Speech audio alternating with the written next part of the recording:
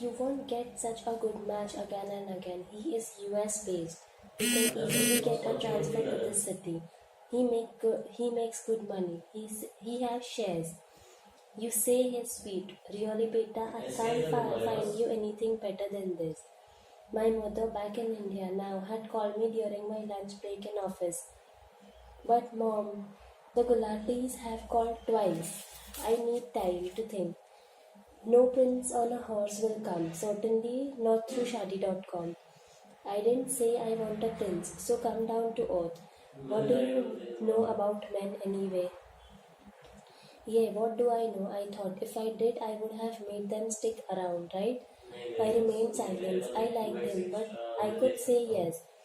Maybe not an oh my god wow type, but yes, at least there's no reason to say no kind of yes. Still, I wanted to be cautious. It's okay, mom. Whatever. Okay, if you guys like him, then yes, it's a yes. Really? Yes, I sighed. It's a yes. Aditi's papa, are you there? Mubarak.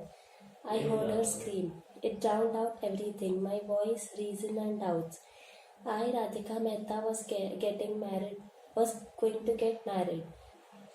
Congratulations, Radhika, I whispered to myself after I hung up the phone. Hey, you are here. Neil's voice brought me back to my present. Waves continued to splash on the beach outside. He placed his hand on my shoulder. Come, let's sit and talk. I brushed his hand aside and turned to him. Neil, I need to go. I really should. I said, my cousins would soon start looking for me for Sangeet practice. Give me 5 minutes. I need to tell you something. He said. He had a large brown envelope in his hand. We sat down on the chocolate brown sofa. Let me talk, okay? He said. Sure, I said, my gaze away from him. And look at me, please, he said. I turned to him, the same sparkly eyes, beautiful face, and the child's features. I could see why I had loved him. I want to say 3 things, he said. I am listening, I said. But before that, may I just say one extra thing? You look nice in this white salwar kameez. This, well, thanks. It's for the Sangeet practice. I have never seen you in Indian clothes. Really? I said. Of course he hadn't. He had only seen me in work clothes or, well, no clothes. Indian clothes suits you. You look like a little fairy. You came here for this? To comment on my salwar kameez? No, this is just a side observation. Talk about what you have come for. 1. Radhika, I am really sorry for how things ended between us. I am just an idiot, a total idiot. Well, we parted ways. I moved to London. End of story. I said and took out a deep breath. Yes, I never considered that the story could end differently. There were another options.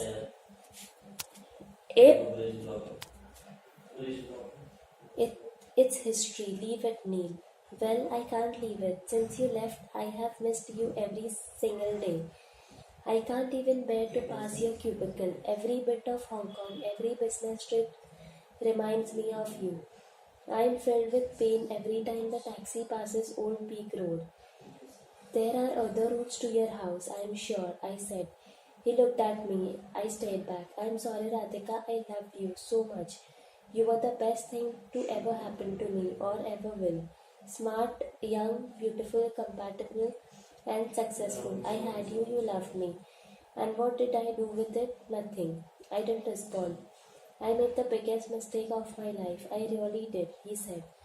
Now, where else had I heard this line recently? He placed the brown envelope on the table. He clasped his hand and lifted them in front of me. I know you don't believe me, but only thing I knew the hell I went through after you left. This is why I am here. I believe you, Neil. I missed you too. However, you couldn't do anything about it, right? So yes, what's the point of you being here? For the second thing I'm going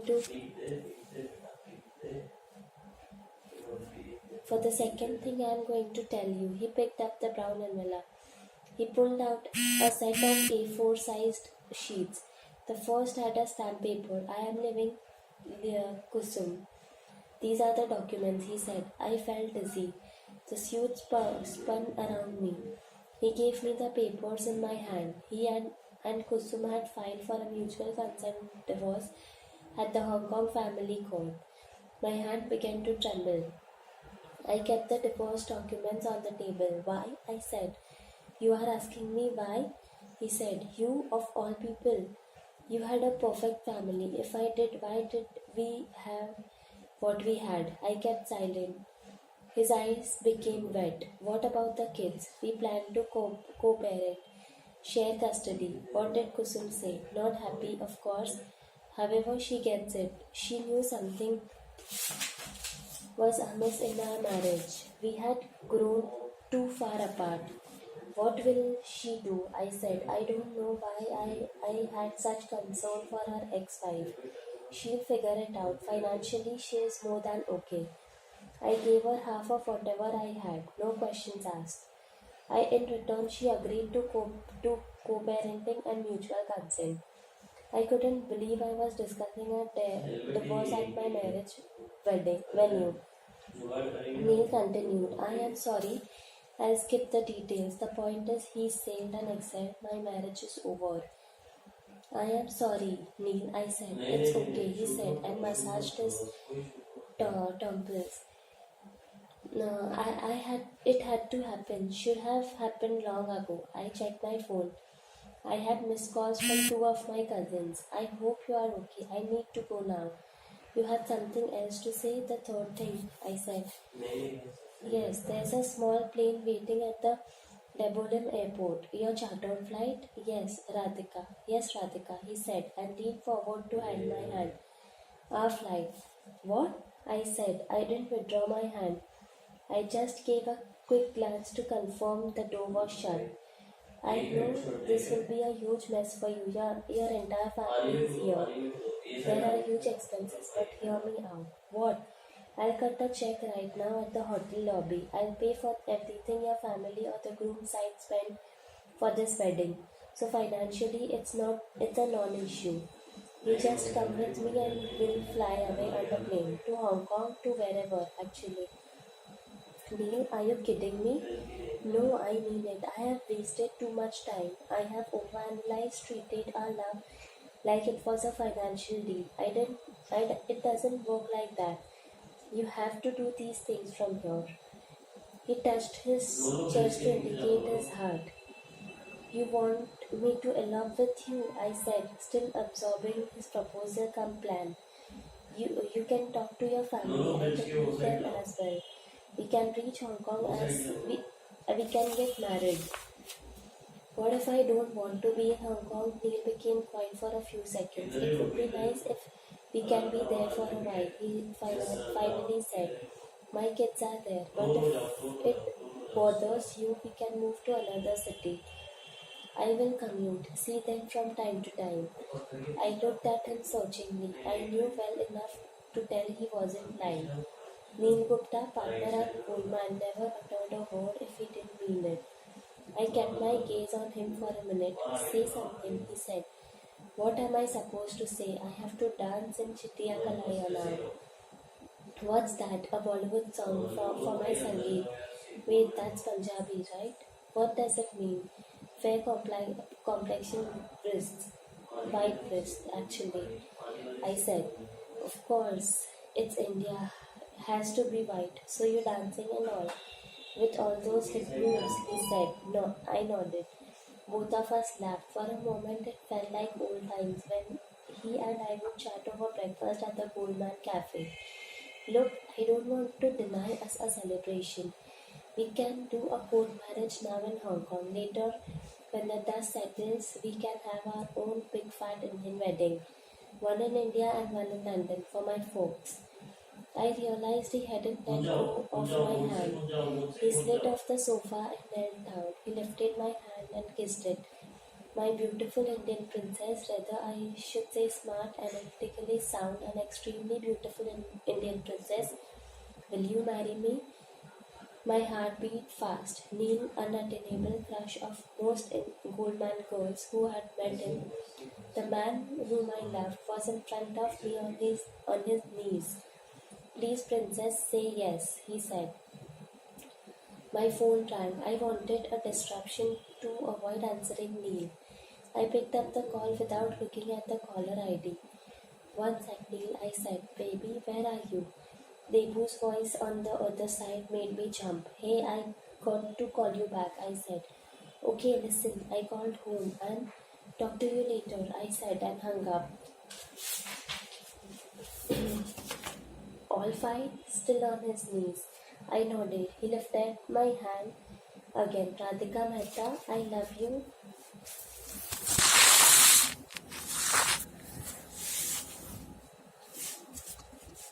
Radhika Mehta, I love you and will always do. Will you marry me? I pulled my hand back. I spat my forehead. Fuck, Neil, really fuck. I said, what, Radhika? You had to do all this now? Where were you in Hong Kong? When I lay silently crying in bed next to you?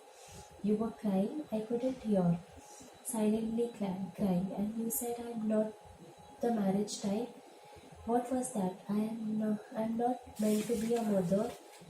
I freaked out. I didn't want what we had to end. I couldn't figure out how to keep you. I stood up. How did you figure out now?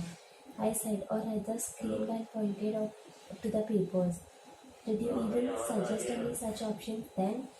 I was the young VP in office you slept with. That's all I could be, right? I understand you are upset. I didn't treat you right. I came to resign. It didn't matter to you. The best you could do was to arrange a transfer. Wow. Why didn't you shout at me then? Huh? I said, twisting my dupatta edge. You could have told me that what I was doing was wrong. You had a family. What am I supposed to say to you? Let's be together, leave your wife and little kids. I wish you had, he said in a bleak voice. I paced up and down his suit a few times. He sat there, still on his knees. Sit on the sofa, Neil, there is no need to be so dramatic. He compiled and sat back on the sofa. Fine, not dramatic, but be pragmatic, he said. This is so stupid, Neil, really.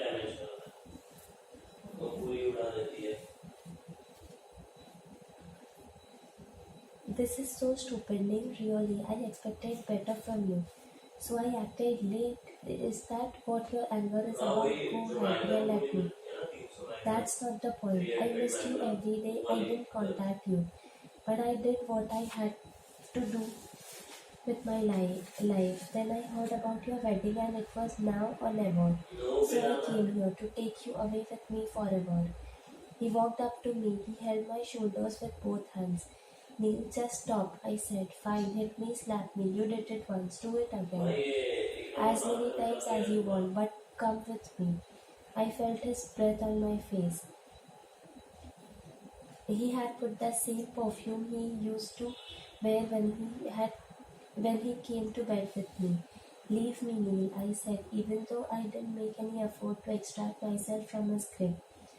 He held my shoulders tighter. I said, leave me. I said, my voice breaking. I started to cry. Radhika, what is with you and your tears, Dad? Shh, he said, enough now. It's okay. I'm here now. It's all going to be fine.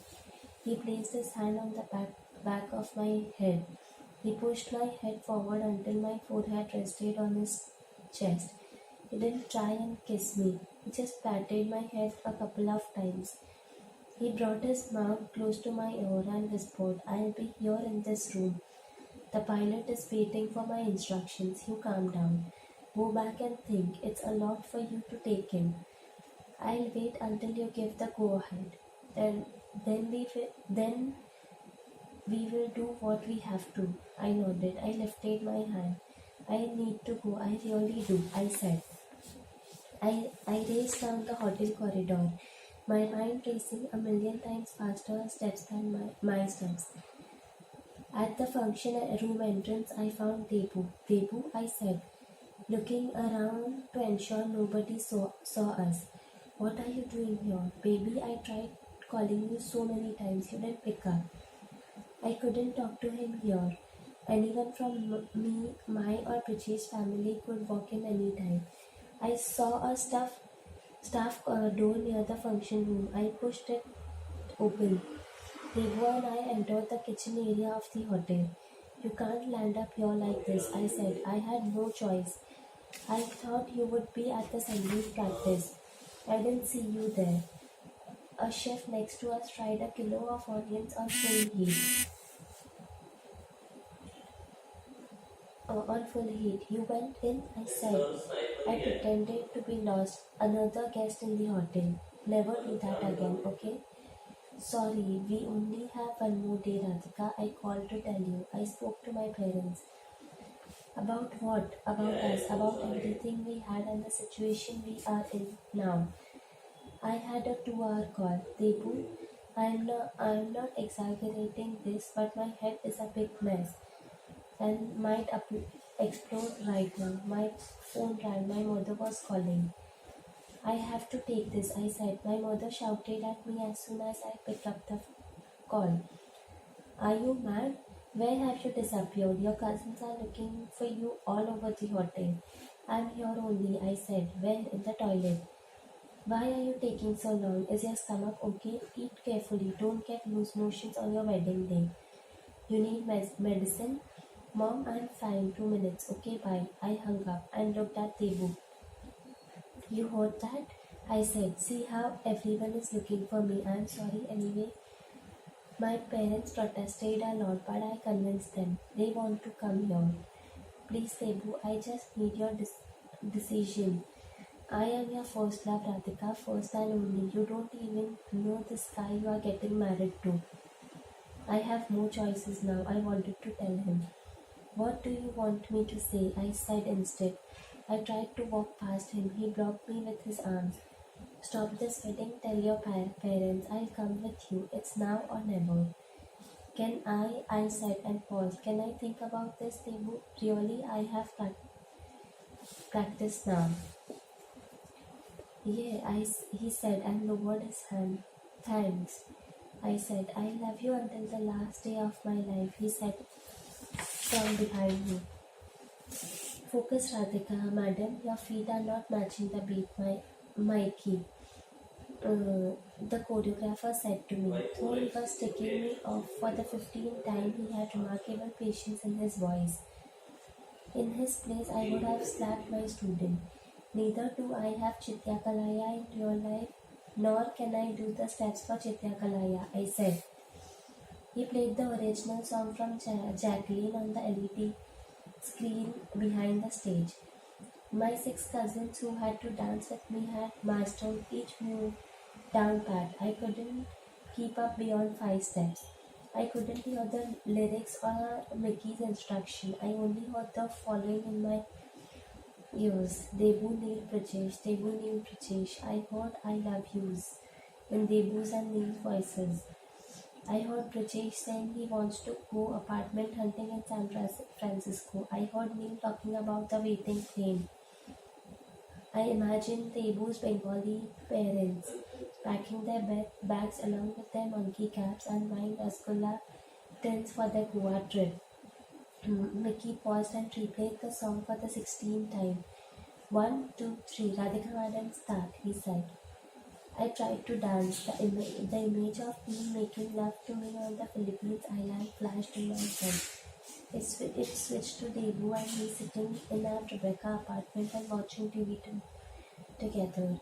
I came back to reality and tried to remember the steps. Madam, again you are missing the beat. What is happening? Cut, restart. 3 more attempts for Radhika, the wobbly-toed bride. Well, turns out I sucked at these attempts too. Finally, Mickey stopped the music. Only Radhika ma'am now. Cousin, please leave the stage, he said. He meant business. He played the song again. I came to the middle of the stage. In the first stanza, I had to lift my wrist on my face and move my eyes. Instead, I stood still.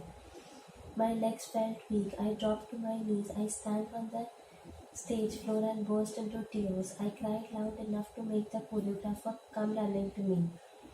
He feared he would lose his job. Sorry, madam, I'm sorry. We don't have to do this dance. It wasn't the dance, it was the thoughts that danced in my head. What on earth was I supposed to do? Madam, I changed song, romantic song, Ashiki too, Tumi ho. Just walk around looking sad. Easy, try. I shook my head. My cousins ran up on the stage and surrounded me. What happened, Didi? Sweetie said. Nothing, I said. I am so useless. I can't get these stupid steps. Didi, I can be the center girl, Sweetie said. How can you be the center girl? Are you the bride of what, idiot? Pinky, another second cousin of mine, said. My mother came up to us. What is happening? She said to me. I stood up. I gave her a tight hug. I cried again. She patted my back. Calm down, my Vidya. Every girl has to leave her parents. Parents who one day. Sure, that's what she thought this was. I'm crying at the thought of leaving home. Never mind, I have not lived at home for years anyway. Give her a break. She'll do it in few hours. My mother said, but Madam, Sangeet is this evening, Mickey said in a concerned voice. She'll do it later, my mother said in her trademark tone. No more negotiation voice. I came back to my room with my mother. Rest, I'm sitting here, my mother said. I lay down in bed. My mother opened a newspaper and sat next to me. Mom, I said, close your eyes, try to sleep. Mom, I want to talk to you about something important, I said. What? She said. Oh, did Aditi call the beauty parlor? The staff should have come. Anyway, what? I looked at her face. Where do I even begin with her? Nothing, Mom. It's personal and I don't know if I should. It doesn't hurt so much. She said. What? I said, surprised. Sex. I know you must be tense. It doesn't hurt so much. Really, Mom? I said, my sarcasm not evident to her. Yes, see, I am not like those backward mothers who can't talk frank with daughter. I talk frank. That's what you wanted to say, right? Yeah, pretty much, I said. Good. Rest and do Chitya Kalaya only. No sad tragic songs at my daughter's singing. Suraj and his team of decorators sculpted themselves on Sangeet night. Bollywood posters from movie of every decade adorned the walls. Steamers made from fresh white lilies and deep red roses filled the entire room. The stage had the complete with mudkis and disco balls. It all felt over the top like every Punjabi wedding should, and it worked. Guests roamed around the function room appreciating the decorations. I wore an onion colored flowing lehenga along with an elaborate diamond set. I looked at myself in the mirror. Stunning you look, Didi, Sweetie said. I couldn't recognize myself for the 1 hour makeup session. For a second, I wished Tebu and Neil could see me like this. Yes, that's how I felt on the eve of my wedding. Wishing my exes who waited within Bluetooth range could see me dolled up. After a nap in my room, I had gone back for the Sangeet practice. Sometimes the only way to calm your mind is to keep it distracted and busy. I had rehearsed in the afternoon with the dodginess of an Everest climber. I didn't have any other financial model to build. I decided to take on Chitya Kalaya instead. You look beautiful, madam. All the best for the stage. Mickey said to me in the evening. Brajesh came up to me. You look, Brajesh said. Very nice. Thanks, I said. I kept a straight face. I had to talk to him. Before I could begin, he spoke again. Actually, more than nice, beautiful, stunning, basically great. You look sharp too, I said. He wore a cream-colored sherwani suit with a self-design. He had switched to contact lenses for the night, getting rid of his Sundar Pichai spectacles. Together we met elders on each side. We touched everyone's feet enough to count as two sets of abdominal crunches. Good evening, ladies and gentlemen. Pankaj Mama took the stage. He held a whiskey glass in one hand and a mic in the other. Welcome to the most beautiful wedding Sangeet of the most beautiful daughter of my most beautiful sister, he said. Obviously, the most beautiful whiskey had already reached his head. Mickey's to perform two professional dance numbers first. We sat through them and clapped at end of each. The highlight of the evening, the aunt's dance performance, came next. Now we have the mammies and buas on either side performing to London Thamakta. Pankaj Mama announced to thundering applause. He did a little jig on stage himself in anticipation.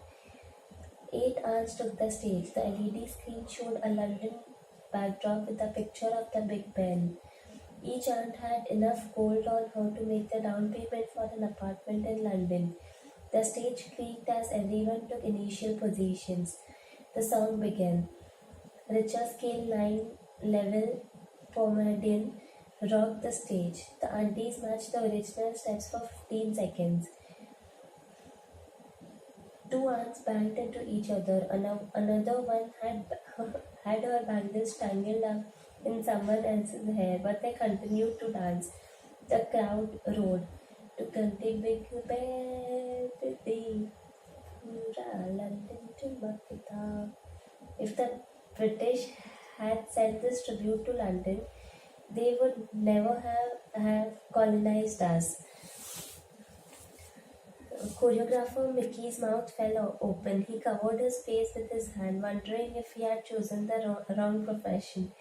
Never had a student massacred his lessons to this level. Brajesh stood next to me. He looked at me and grinned. I hid a smile. After all, they were my aunts. I checked my phone. It had 2 messages, each from Neil and Debu. I didn't open them. Instead, I placed my phone in Aditi Didi's handbag. Your turn is coming soon, Aditi Didi said. Didi, I don't feel like it, I said. What? Your cousins are already backstage. You have waited for this moment since they came to Goa, she said. All the best, Brajesh said, as the time came for me to go backstage. Can you get me a drink, Brajesh? I said. Yes, sure. What do you want? Anything. Whiskey? Sure, he said. He returned from the bar with a large peg of Black Label. I chugged it in one shot. Take it easy. Don't be tense. It's just a dance. Brajesh said. It's not the dance. We have to talk. I said. Pinky came and tugged at my lehenga. I had to go. We'll talk later. I said. What? Sure. Hey, Rocket, Brajesh said. On my way backstage, my mother stopped me. What were you doing? She said. What? I said. I saw you. You asked Brajesh for whiskey and drank it like a cheap bar girl in front of him. So, I said, confidence soaring after the whiskey shot. I wanted to loosen up before the dance. Do you have brains? Your in-laws are watching you. What will they think? Their bow drinks like a Jamaican baby? Mom, my would-be husband gave me that drink. If he doesn't have a problem, what's their problem? My mother gave me a dirty look. Vicky pulled my hand. My suggestion, Mom, is to go get a drink for yourself. You need it. I said to my mom as I left the function room. I survived the stage. I did not let my choreographer down. I remembered all my steps. I nailed Chitya Kalaya, even though I found it more challenging than foreclosing the assets of a distressed Chinese factory. The audience cheered. Mickey kept repeating 1, 2, 3, 4 and turned round and round and 1, 2, 3, 4 from behind the stage. The song ended. My cousins and I finished our performance with a huge group hug. The crowd gave us a standing ovation. Brajesh clapped the hardest, perhaps not expecting the investment banker bride to be break a leg on stage as well. You were fabulous. You are good dancer, he said. Oh no, I suck. Those 4 minutes looked took 4 hours of merciless practice. I couldn't do that even with 4 months of training, he said. A waiter with drinks passed us. I stopped him and gave Rajesh a glass of whiskey. Drink up, I said. Are you sure? We still have to meet so many people. You'll need it. We need to talk, I said. What? Before I could answer, light dim in the function room, a DJ took over. The stage now became a free-for-all dance floor. In Punjabi weddings, this means first the kids take over the stage, then their elder teen cousins come and kick them off the stage.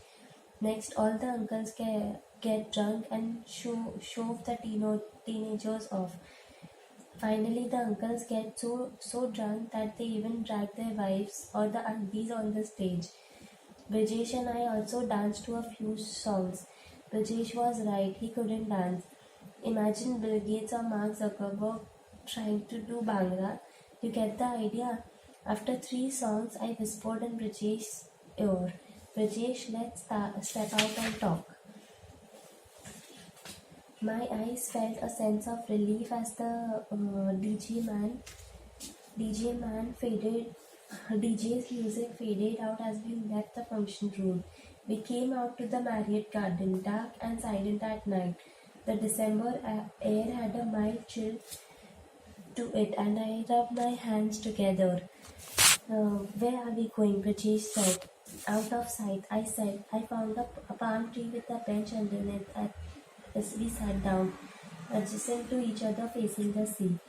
Isn't it nice to just breathe? I said. It is, but they look for us.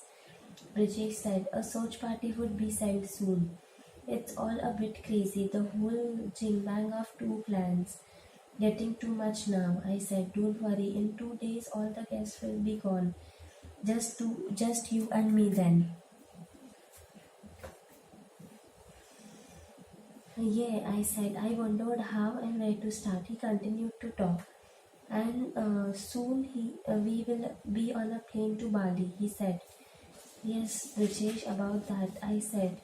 He ignored me and continued to talk, all excited. And once we get back from Bali to SF, I have lined up apartment viewings that weekend. Hope that's okay. Brajesh, I can't do this. What? Too hectic? Okay, we can see apartments later. It's just that my current apartment is too small, and I am not talking about the apartment hunt. Then this, whatever is going on, I'm sorry I can't do this. What relatives? They are getting on my nerves too. How many more feet do we have to touch? I held his shoulder and I turned him towards me. Brajesh, I cannot get married. I said. What? He said in genuine confusion. Sorry, beg your pardon. You heard me? He looked at me and laughed. What? I said. You are so funny, sweet also. He pulled my cheek. Sweet, I said.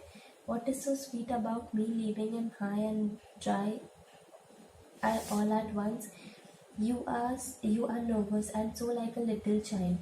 You are saying I can't do this. It's sweet only.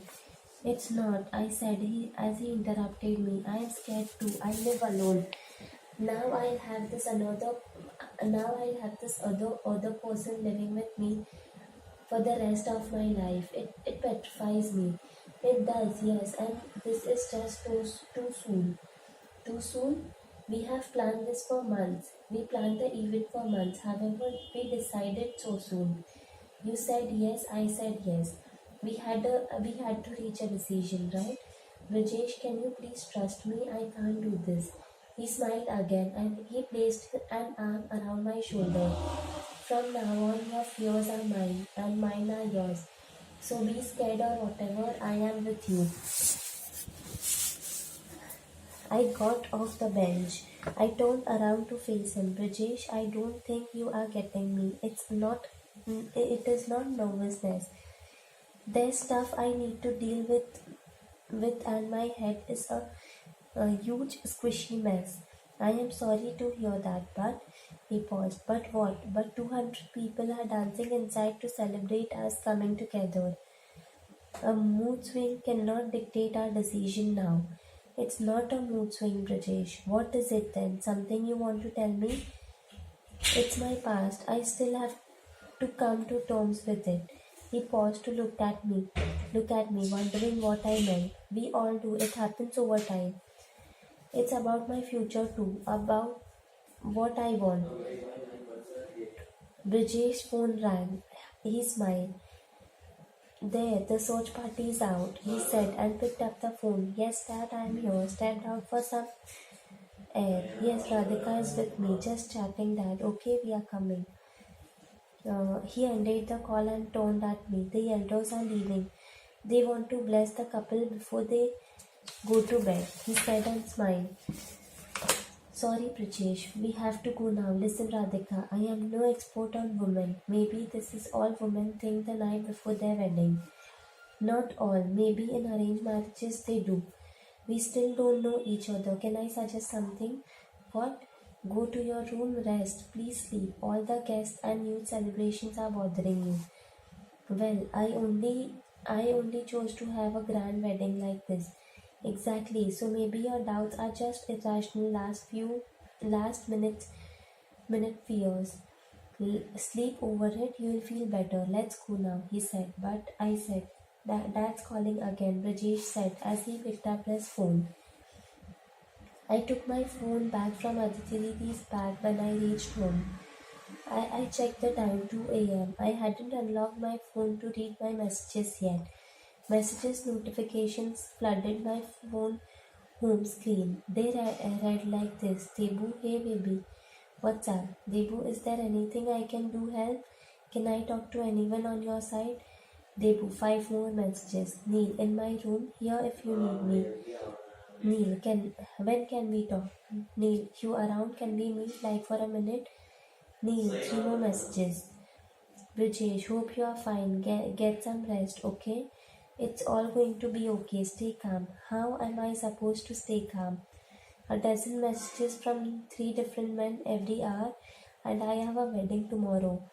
Aditi Didi slept next to me. She woke up for water and noticed the lit phone screen in my hand. Sleep, you idiot. You'll have dark circles in all your wedding pictures. Yes, that should be my biggest concern. Would the makeup lady apply enough concealer to hide my dark circles? Ting, another message. Put it on silent. Aditi groaned in a sleepy voice and come to bed. I looked at my phone. Suraj, hope you like the decorations. Madam, your dance was too good. I shut the phone. I closed my eyes, but I couldn't sleep. What do I do? Who is going to be? Debu, Neil or Brajesh? Oh, Radhika, the distressed analyst. How do you analyze your way out of this distressed situation? Some people are good at taking decisions. I am not one of them. Some people fall asleep quickly at night. I am not one of them either. It is 3 in the morning. I have tossed and turned in bed for 2 hours. I am to get married in 15 hours. We have over 200 guests in hotel here to attend my grand destination wedding. Everyone is excited. It is the first destination wedding in the Mehta family.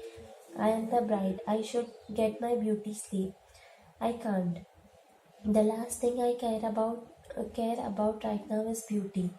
The only thing I care about is how to get out of this mess. Because like it often happens to me in life, here I am yet again in a situation where I don't know what the fuck is going on. I lay still in bed for another half an hour. I thought about what I could do. I noticed Aditi Didi in deep sleep. I stared at the flickering red light of the smoke alarm on the ceiling. At 3:30 a.m. I stepped out of bed. I opened the room curtains. The sea appeared pitch black. The light from a few distant ships flickered in the background. Moonlight filled my eyes. Who is this? I said to myself. It's me, your inner voice, the critic inside me. The one who thinks I am a total bitch. No, the one who thinks you deserve to be happy.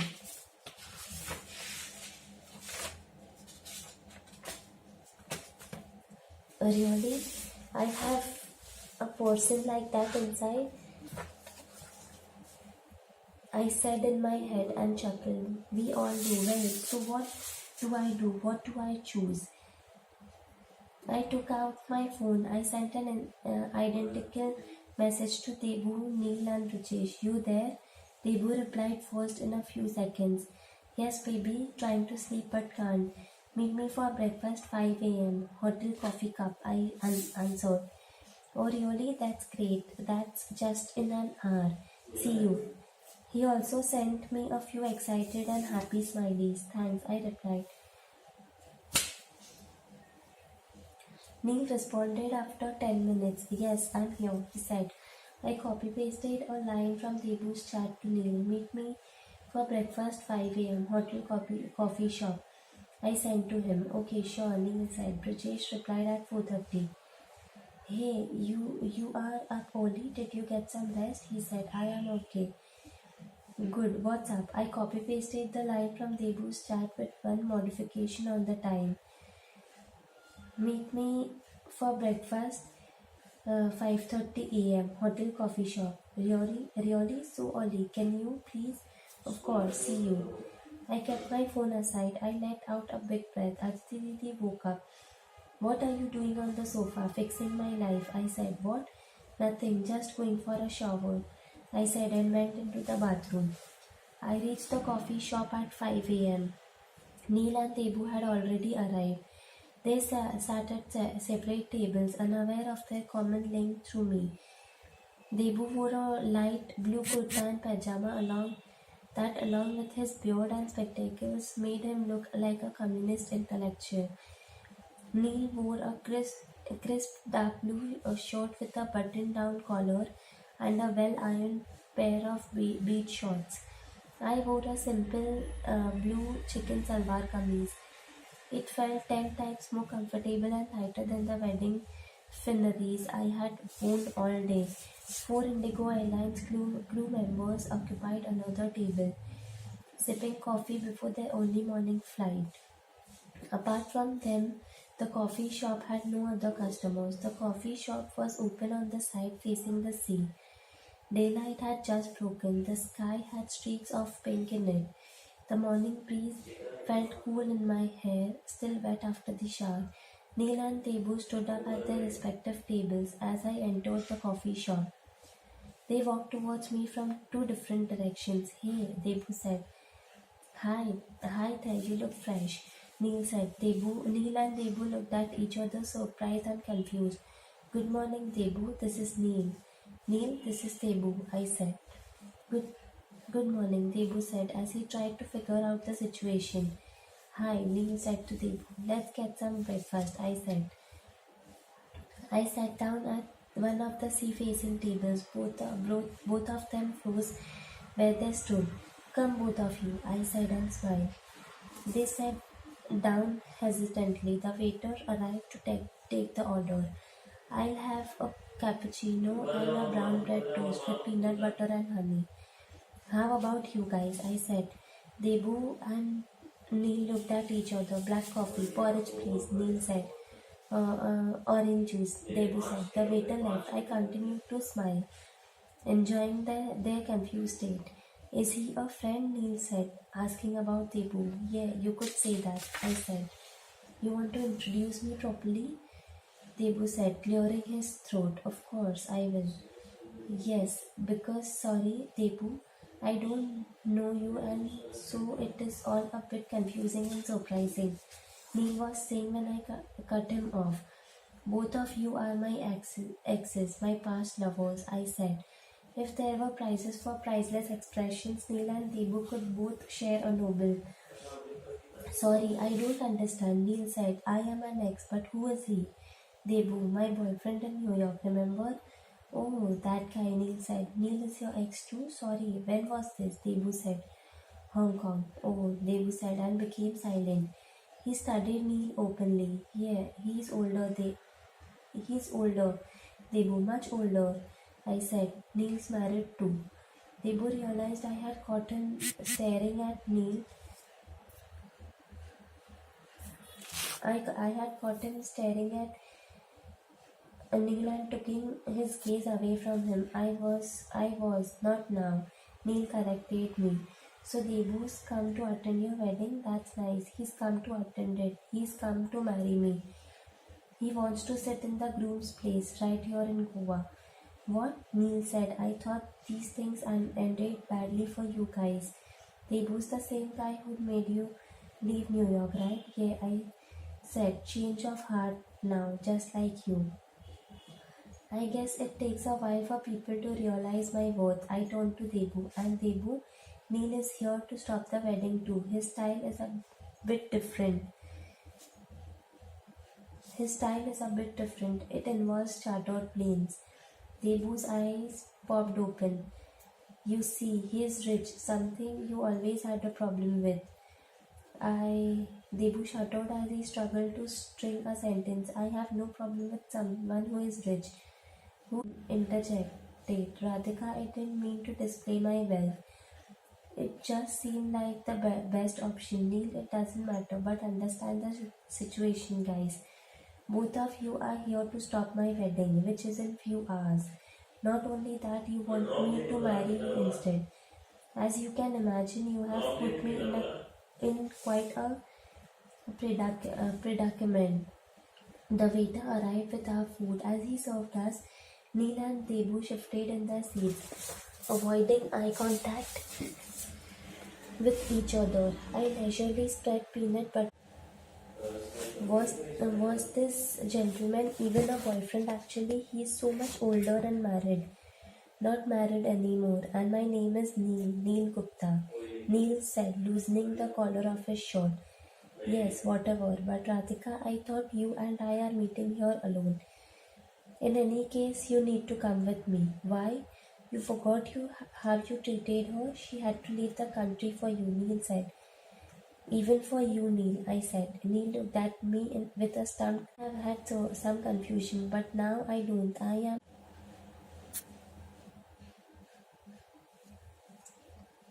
Even for you, Neil, I said. Neil looked at me with a stunned expression. Radhika, I said sorry. I never disrespected you. I may have told you, I may have had some confusions, but now I don't. I am only human. Debu interrupted Neil. Mr. Neil, find someone your own age. It's the connection that matters, not the age. I'm sorry to say I seem fitter than you, Neil said. Boys, stop arguing and listen to what I have to say for once, I said. I know you love me, baby, Debu said. I am your first love, which is often a mistake. We connect, Radhika, beyond love.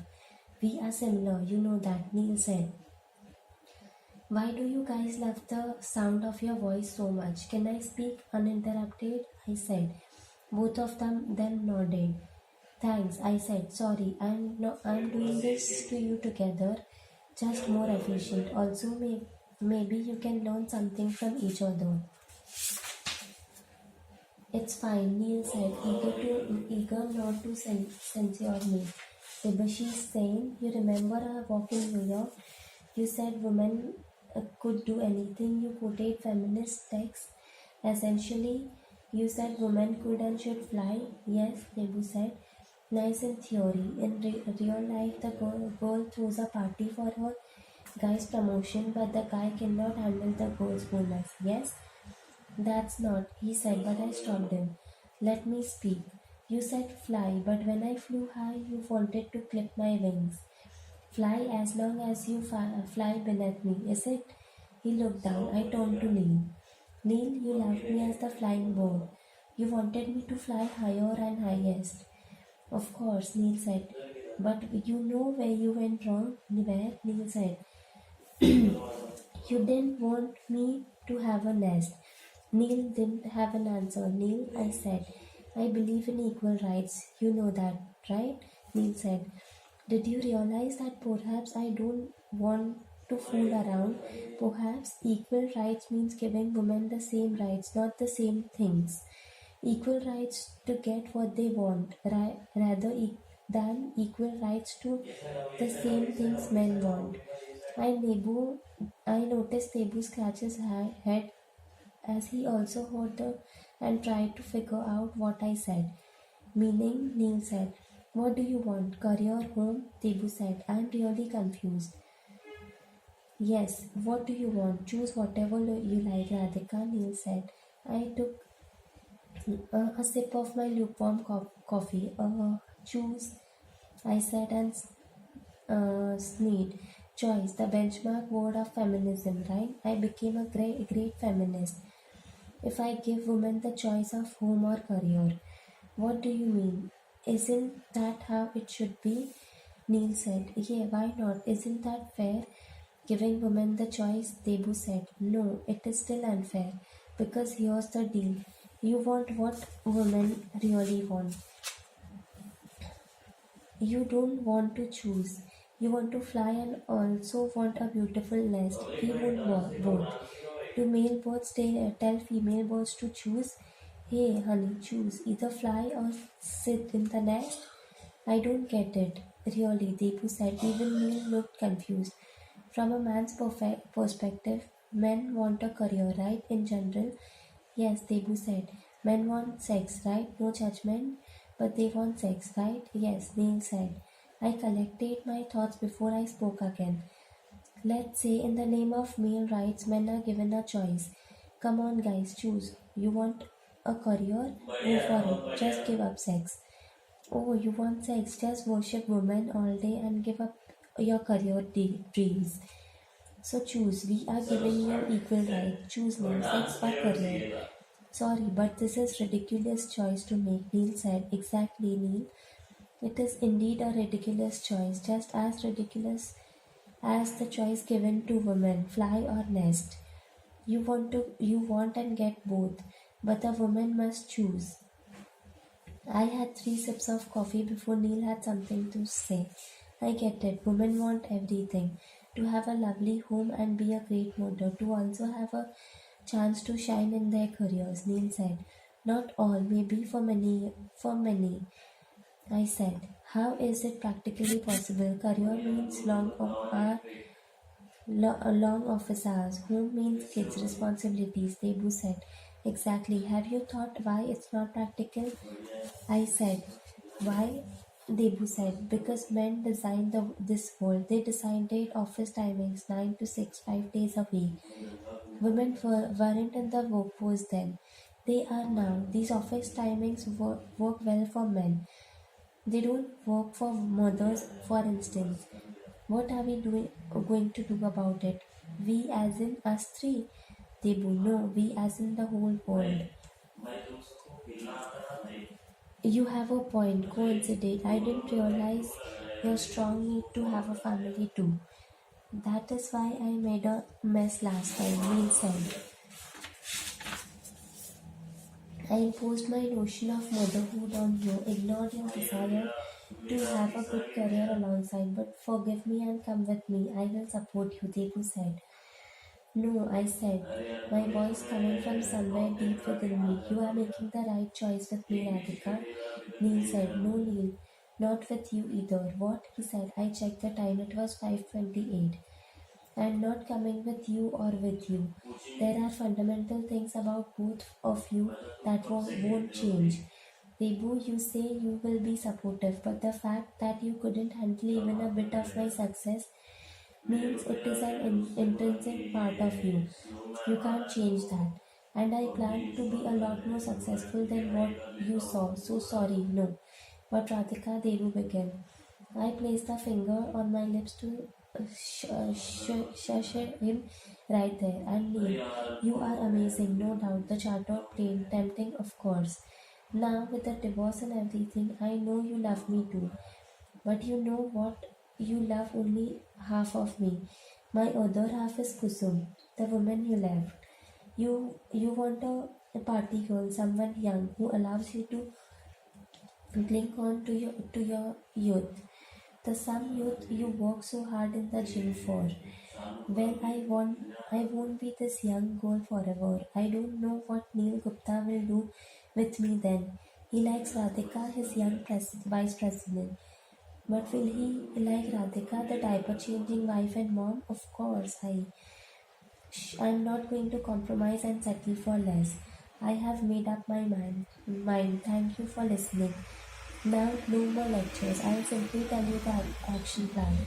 What Deku said. Both of you, I need you to leave right now. This hotel, Goa, and my life. You'll not bother me, my family, or my guests. No messages, no calls. You are my past. But guess what? I am done with my past. So please, I said. I pointed to the exit. But Debu said, I am saying fuck off in the nicest way possible. Please do appreciate that and do fuck off. I said. Debu and Neil looked at each other. They looked at me once more and stood up to leave. In silence, they walked out of the restaurant, together out of my life. Rajesh entered the coffee shop just as they left. He came up to me. He wore grey workout clothes. He noticed the used crockery and cutlery on the table. Good morning, wife to be, he said. These people, they came to see you. Good morning, Rajesh. Come, we need to talk, I said. He saw my serious expression and sat opposite me, looking a little baffled. Yeah, sure. By the way, white suits you. Thanks. Brajesh ordered a plain dosa and coffee. Feeling better from last night? Brajesh said, after the waiter left. Sort of. We always feel more anxious at night.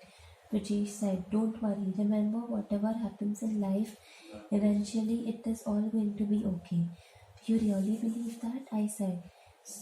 Yes, good. So, Brajesh, I thought about it all night. This just doesn't seem right. I can't get married to you today. What? He said. Are you serious? Some nervousness is understandable, but I'm going to inform my parents now. After that, I'll talk to your parents. What? Unless you can talk to them first, I prefer that. Put the blame on me, Radhika. I ignored him and continued. I'll settle all bills. Nothing needs to be paid from your family side. Family's side.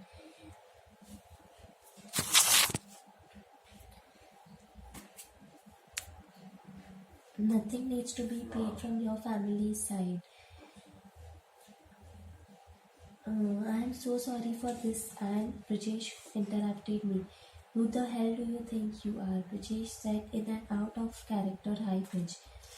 I looked at him surprised. Sorry, I can understand you are upset, I said after a pause. You understand? That's it. My entire extended family is here. They have celebrated with us for a week. The morning of the wedding, what do I tell them? The bride says no. She has cold feet. It's all my fault. Everyone is here, Radhika. Everyone. I know. The waiter arrived with Brajesh dosa and coffee. Brajesh left them untouched. Can I ask why? Brajesh said.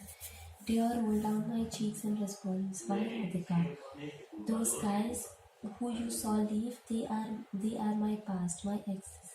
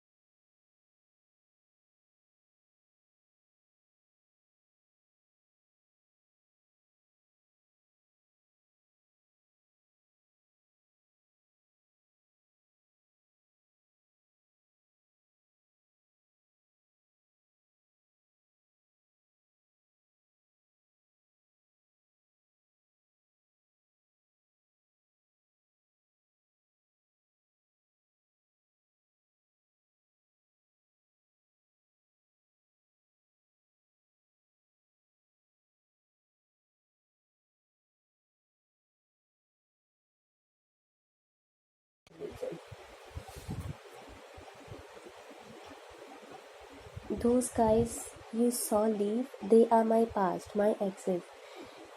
He looked back at the restaurant exit. It's okay, they are gone, I said. You invited them? I shook my head. In brief, I told him what had happened to me all of last week in Goa. He listened with full interest, and he had a shocked expression at the end of it. That is some story, he said, as what I had told him sank in. Yeah, that's my week. What did you decide finally? I told them to leave, get out of Goa and my life forever. Good, then what's the issue? Your past is gone. But I am not in the present either. I am nowhere really. I need to find myself. Find yourself? He said, a bit of sarcasm in his voice. You have told me you had two relationships. As long as they are in the past, I don't care. No, Brajesh, this wedding stands cancelled. I am sorry, I said and stood up. He looked at me. He could see from my expression that I offered no scope for negotiation. He remained silent. I turned around and left the coffee shop. My room in Goa resembled a funeral scene. Despite the five-star luxury and the gold around my aunt's neck, people had a somber expression. I had communicated my decision. My mother had displayed her hysteria. Dad sat stone-faced, unable as usual to react to any conflict situation. My aunts had gathered around my mother, offering fake sympathy and condolences. I could sense their glee. I was providing family gossip for months. Kamla Bua had still not given up. Brijesh said anything to you? Be honest, Kamla Bua said. I told you several times. He has nothing to do with it. He is quite sweet. So what is the problem, you mad girl? My mother screeched at the top of her voice. She came and stood in front of me. Slap. Before she could deliver another slap, Kamla Bua held her down. I didn't react. No, Aparna, no, keep control. Sai Baba will make it all okay, Kamla Bua said to my mother. What will be okay? We are ruined. Look at her, still glaring at me. There's no need to hit me, Mom, I said, my face red as I fought back tears. So what should I do to cure you of your madness? Look at Aditi. Aditi. In third year of college, she was engaged. Married after a simple graduation. I am not Aditi. This is what happens when you educate girls too much, Kamla Bua said in low, consoling voice. It's her father's fault. My mother snapped. He never said no to anything. Ahmedabad, New York, Hong Kong. Wherever she wanted to go, he would let her. Can you keep Dad out of this, Mom? I said, my voice muffled. I turned to everyone and folded my hands. All of you, I have a request. You are all my extended family. Yes, I take full blame for the debacle that happened. You can judge me all you want, but you can please not judge my parents for this. My aunts and uncles looked at each other. I continued. Treat it like a Goan holiday. That's it, my treat. I need your support. My bigger issue is Brajesh and his family. They will be hurt much more. I need grown-ups from my side to be with me when I tell them. Nobody gave me a response. Fine. I'll talk to them on my own. Please enjoy your last day in Goa. Those wanted to fly out earlier, take Suraj to change tickets, I said. The tableau continued. I turned to leave. Wait, I'll come, Aditi Didi said. I don't understand what you are doing, but I'll come. Can't let my sister do this by herself. She stood next to me and held my hand. I smiled at her and held back tears. I'll also come with you, Pankaj Mama said. Come, Richa, we can't let her go alone. Richa Mami debated between the roles of obedient wife and offended aunt and chose the former. No need, my mother said. She does everything alone anyway. Dad, you should come, Aditi Didi said. My father stood up. Come, Aparna, my father said in his soft voice. My mother looked at everyone.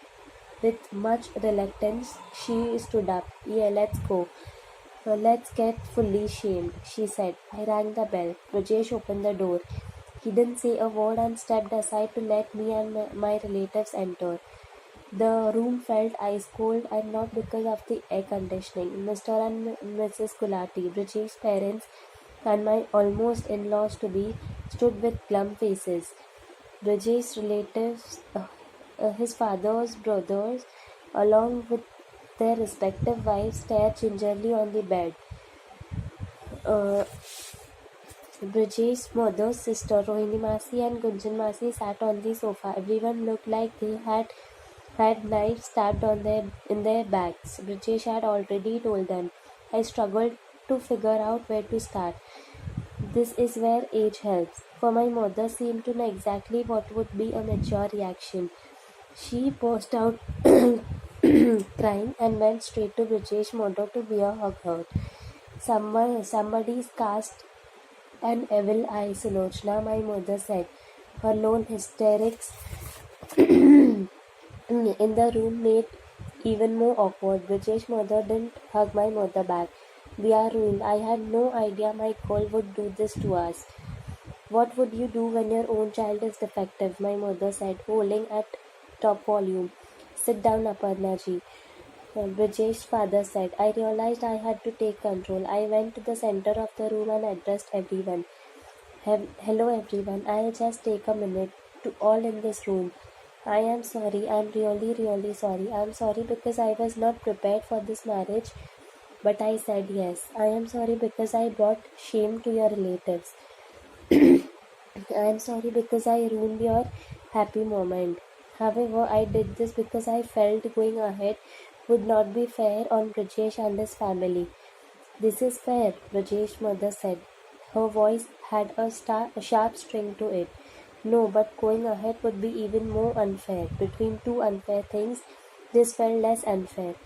I fought back tears as I listened to Brajesh's mother. In this room, it is just us close relatives. You realize what we have to go through with all our acquaintances who are also here, she said. I do, I am sorry, I said, tears flowing. I folded my hands. I am really sorry, Auntie. Rajesh looked at his mother and then me. He stood silent with arms crossed on his chest. You look so good together, my father said. Can't we do something? I shook my head. Our relatives are here. The arrangements are all done. We can still end this drama, Radhika, Brajesh's mother said. Nobody will know. The marriage can still happen. No, Auntie, I am sorry, I said. What kind of a girl is this? Brajesh's mother said. I told you I have a defective piece. The other daughter is golden. Such a nice, good bahu she is, my mother said. Enough, Aparna, Auntie, Brajesh said. Everyone in the room looked at him, surprised. She may regret her decision to marry me. It doesn't make her defective. Through my tears, I looked at Brajesh. Despite what I had done to him, Mr. IT guy could still actually stand up for me. It only made me feel worse. And Mom, she has made up her mind. We may not like it, but she has, Brajesh said. But beta, all arrangements are in place and everyone is here. And Brajesh's mother said, Mom, we can't get married just because it is convenient, Brajesh said. I gestured a thanks to Brajesh. He nodded. He handed me a box of tissues to wipe my tears. His kindness, even at this moment, killed me. All of you are still our guests, my father said with folded hands, and from my daughter's side I say sorry. I could not see my father grovel. I wanted to leave so I could cry freely. Suraj will help you if you need anything. All your bills will be settled. Thank you, I said and ran out of Rajesh's room. The Gulatis and Mehtas checked out of the hotel room at noon and the next day. Both said families avoided eye contact. Things had indeed changed from the Sangeet night 2 days ago when people could not take enough group selfies. The Mumbai flight for the Gulatis left earlier than ours. They took their places inside the bus. Brajesh, 1 second, I said, as he wore his backpack to leave the hotel lobby. Yes, he said, his voice caught. Can we talk for 2 minutes? Really? Why? He said. I kept quiet. He took a deep breath. Alright, he said, but not here in full view of everyone. Meet me on the beach in 5. Thanks for supporting me in front of the elders yesterday, I said. We walked on the Marriott beach one final time. I don't like raised voices or insulting people, especially in public, Brijesh said. You had every right to insult me too. You can now. We are not even in public. He looked at me for a second. He shook his head and gave a sad smile. I guess I never understood women anyway. I thought I did a little bit. Clearly I still have a long way to go, he said. You understand people and you understand kindness. Kindness. You are a good guy, Brajesh. I am the one who is messed up. I need clarity. Hope you find it. What do you plan to do anyway? For now, I'll go back to work, maybe apply for some visas, then take a long vacation, maybe one of those round the world tickets, the ones that you fly in one direction, just keep going. Well, the world is round you, so you can't keep going. You'll eventually have to come back home, come back to reality. That's true, unfortunately, I said. Bye then, Brajesh said. Bye, Brajesh. You aren't coming to hotel, he said as he turned to leave. I will. I just want to watch those waves for a few more minutes, I said and looked into the horizon.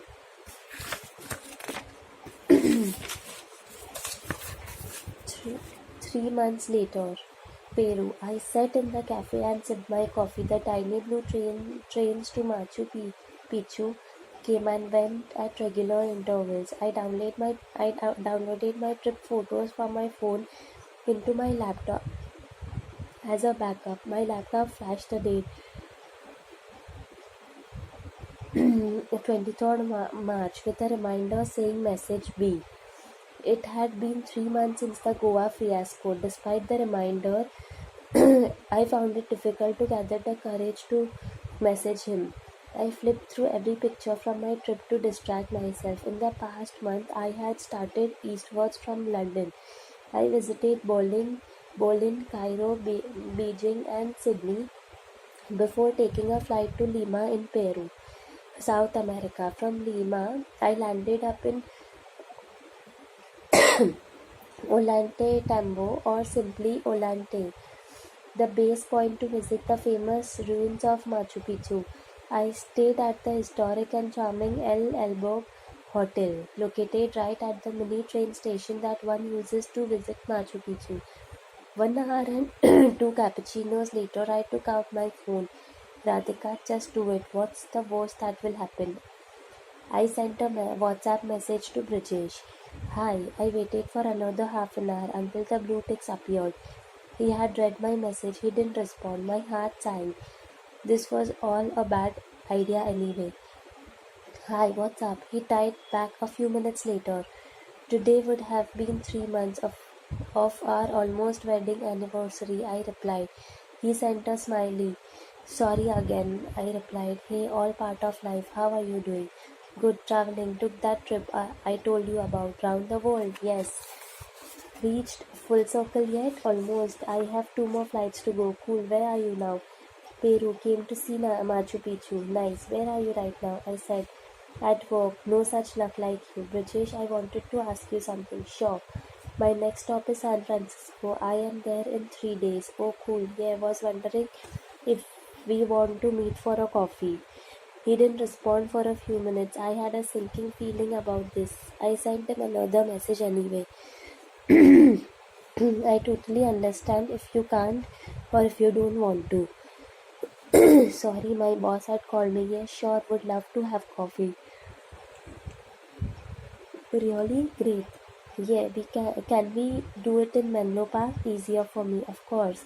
Whatever is closest to your office. How's Wednesday? Sure. Phil's Coffee at Menlo Park, 4 p.m. Phil's Coffee, Menlo Park. I reached 5 minutes early. Phil's Coffee is located just outside the sprawling Facebook campus. I took a seat by the window, looking at the offices of a company that connected 1.5 billion people around the world. I wore a blue and white checked dress which seemed to reflect the Californian sunshine. Hi, Brijesh said as he came up to my table. I stood up. We hugged curiously. Thanks for meeting me, I said, a little self-conscious. No issues, welcome to my city, he said. He wore a black hoodie and blue jeans. His shoulders seemed broader, as if he had bulked up. He wore a Facebook corporate ID badge around his neck. Strange to see you like this at work, I said. Yeah, without any relatives. I see you and feel an aunt is going to pop in any moment, he said. Totally, I am like, where are the buas and the masis? I said. Yeah, I feel this urge to touch someone's feet, he said. Both of us laughed. He went up to the counter and came back with 2 cappuccinos. I spoke after he sat down. I can never apologize enough, but again, sorry, I said. The one Indian girl whom you finally came down to marry created such a drama. He waved his hand. You don't need to anymore. I'm mostly over it. Life goes on. I reflected in the past 2 months too, on why you did what you did and said no to the wedding that morning. What did you infer? That frankly you, or for that matter any girl, doesn't need a man to define her. You need a man to support, inspire, understand you, help you be the best person you can be. Banker, mother, both, whatever. And until you find a man you trust enough to do that, why settle? I looked at Brajesh, admiring his wisdom. You think so? I said. I do. And you are not just one Indian girl, you are one special Indian girl. I smiled and gestured a thanks to him. He nodded. I still blame myself a lot for making you look bad in front of your relatives. I don't even think about my relatives when I think about Goa actually. That's good. No regrets? I said. Not really. Okay, just one regret. What? You remember that night at the police station? Oh yes, when we went to Anjuna, that inspector, our parents rescuing us, terrible. Yeah, and all that we did, the grass driving without a license. I would have never done all that without you. Well, I am bad company. That was mad, crazy night. Yes, the thing is, I had begun to look forward to a mad, crazy life with you. That didn't happen, so oh well, that's the regret. He shrugged and smiled. Our eyes met. I didn't have a suitable response for him. I decided to change the topic instead. Your shoulders, you look fitter. I said. I joined a gym, try to go every day. It's showing. Thanks. You looked relaxed too. Your face seems clearer, more peaceful.